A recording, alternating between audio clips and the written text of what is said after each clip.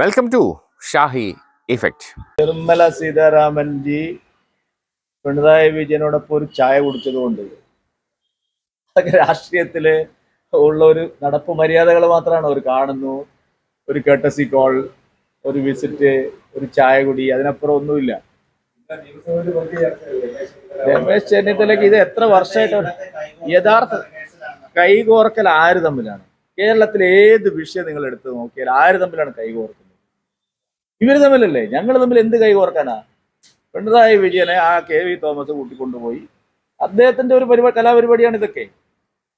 അല്ലാതെ ഇതിൽ ഗവർണർ അവിടെ ആ ദിവസം അവിടെ ഉണ്ടായിരുന്നു.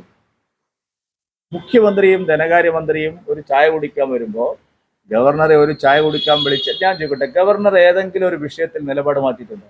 എന്താണ് നിങ്ങൾ പറയുന്നത്? ഇപ്പൊ സർവകലാശാലകളുടെ നിയന്ത്രണം സംസ്ഥാന ഗവൺമെന്റിന്റെ കയ്യിലേക്ക് കൊണ്ടുവരാൻ ചാൻസലർ പദവി ഉന്നത വിദ്യാഭ്യാസ മന്ത്രിക്ക് നൽകാനുള്ള ശക്തമായിട്ടുള്ള നീക്കം സർക്കാർ നടത്തുകയാണ്. ആ വിഷയത്തിൽ എന്താ ഗവർണർ നിലപാട്?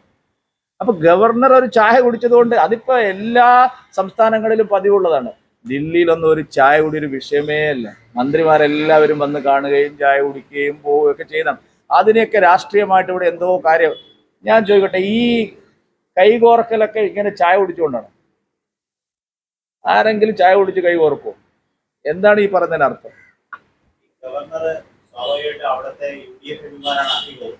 UDF എംപിമാരെ എല്ലാവരെയും വിളിച്ച് മീറ്റിംഗ് നടത്തുന്നു. മുമ്പ് ഉണ്ടായിട്ടില്ലാത്തതാണ്. കേരളത്തിന് മുമ്പ് ഉണ്ടായിട്ടില്ലാത്ത നല്ല കാര്യമല്ലേ? ഗവർണർ അല്ല, ഞാൻ ചോദിക്കട്ടെ, UDFന്റെ എംപിമാർ നമ്മളെ എംപിമാരല്ല, കേരളത്തിന്റെ എംപിമാരല്ലേ? കേരളത്തിന്റെ എംപിമാരെ ഗവർണർ ചായ സൽക്കാരത്തിന് വിളിച്ചു, കേരളത്തിന്റെ വികസന പ്രശ്നങ്ങളെ ചർച്ച ചെയ്തു. എന്താ തെറ്റുള്ളത്? നല്ല കാര്യം. ഞാൻ ചോദിക്കുന്നത്, ഇപ്പൊ ഈ ആരോപണം ഉന്നയിച്ച ചെന്നിത്തലയോട് എന്റെ ചോദ്യം, അവിടെ ഒരു ചായ കൂടി UDF എംപിമാരായിട്ട് നടന്നല്ലോ, അവിടെ എന്തെങ്കിലും രാഷ്ട്രീയമാണോ ചർച്ച ചെയ്ത്? അപ്പൊ ഇത് സ്വാഭാവികമാണ്. ഇതിനെയൊക്കെ സംശയദൃഷ്ടിയോടുകൂടി കാണുന്നതിന്റെ പിന്നിൽ രാഷ്ട്രീയമല്ലാതെ മറ്റെന്താണ്?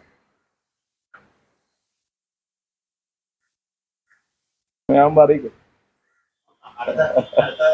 സമയമാവുമ്പോൾ അറിയിക്കും, സമയമാവുമ്പോൾ അറിയിക്കും.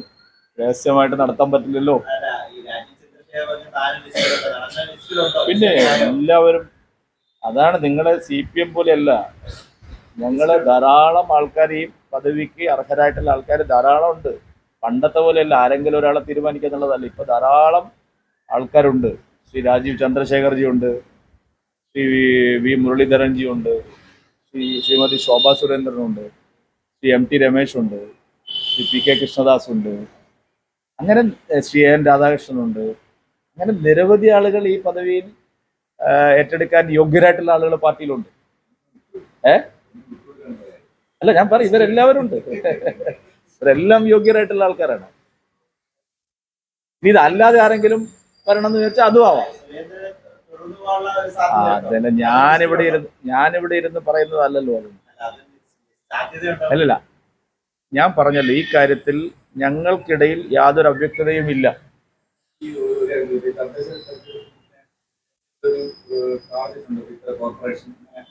അങ്ങനെയില്ലെന്ന്.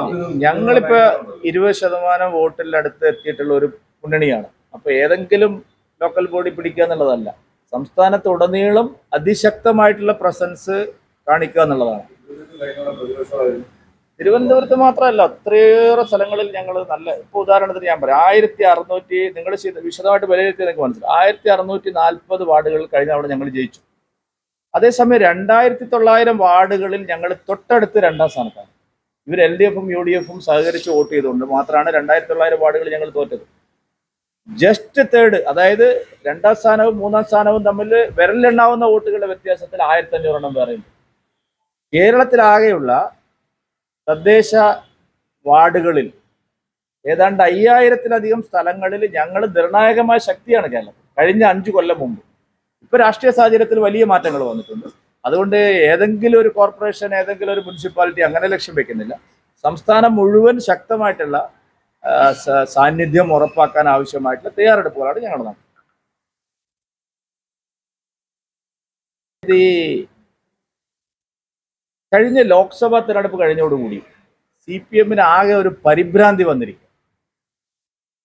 അപ്പൊ അതുകൊണ്ടാണ് ഇങ്ങനെ ഇപ്പോ ക്ഷേത്രങ്ങള്, ആരാധനാലയങ്ങള്, അവിടെ എല്ലാം കടന്നുകൂടി പിടിച്ചെടുത്ത് വിശ്വാസികളുടെ പിന്തുണ കിട്ടുമെന്നാണ് അവർ വിചാരിച്ചത്. ഇപ്പൊ ആറ്റുകാൽ പൊങ്കാലയ്ക്കൊക്കെ ഞാൻ കണ്ടു, എവിടുന്നാണെന്നറിയില്ല CPM മാരെല്ലാം ചാടി കയറി വന്ന് വലിയ വിശ്വാസികളായിട്ട് അങ്ങ് വന്നിരിക്കുക. പക്ഷെ അവർ മനസ്സിലാക്കുന്നില്ല അവരുടെ ഈ നടപടി വിശ്വാസികളിൽ നിന്ന് അവർ കൂടുതൽ അകറ്റുള്ളൂ. ഇപ്പൊ കടക്കൽ അമ്പലത്തില് പുഷ്പനെ അറിയാമോ എന്നുള്ള പാട്ട് പാടിയവന് ഏത് ലോകത്താണ്? നിങ്ങൾ ആലോചിച്ചു, അത് വിശ്വാസികളുടെ ഇടയിൽ എന്ത് പ്രതിഫലനാണ് ഉണ്ടാക്കാൻ പോകുന്നത്? ഈ മാതിരി തല്ലിപ്പൊളി ഇടപാടുകൾ എല്ലാ ആരാധനാലയങ്ങളിലും ഇവരിപ്പോ ചാമ്പ്യന്മാരായിരിക്കും. ഒരു കാര്യമില്ല.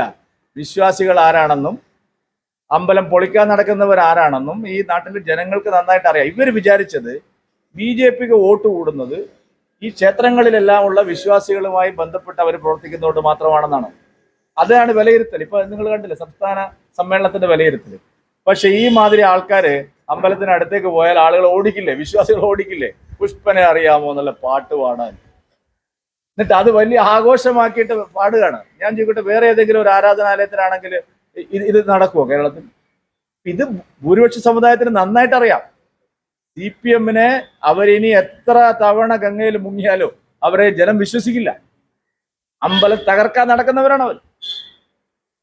എല്ലാ ക്ഷേത്രങ്ങളിലും കടന്നുകൂടി അതിനെ തകർക്കാനാണ് അവർ ശ്രമിക്കുന്നത്. അത് വിശ്വാസികൾക്കിടയിൽ നല്ലപോലെ അവർ തിരിച്ചറിയുന്നു. കൂടുതൽ വിശേഷങ്ങളുമായി വീണ്ടും കാണാം. അതുവരെ ഏവർക്കും നന്ദി, നമസ്കാരം.